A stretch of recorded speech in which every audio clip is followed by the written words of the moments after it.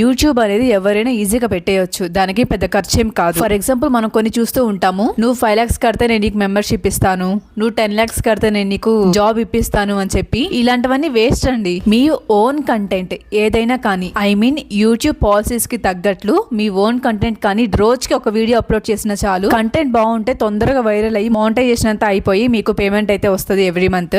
కొంతమంది కరెక్ట్ గా ఒక 10 వీడియోస్ చేస్తారో లేదో తెగ ఫీల్ అయిపోతుంటారు వైరల్ అవ్వట్లేదు అని చెప్పి. ఇలా కాదు, ఒక డెడ్ లైన్ పెట్టుకోండి, 1 year కానీ 2 years కానీ. ఇలాగా పక్కా యూట్యూబ్ అల్గోరిథం అనేది ప్రతిసారి చేంజ్ అవుతూనే ఉంటది.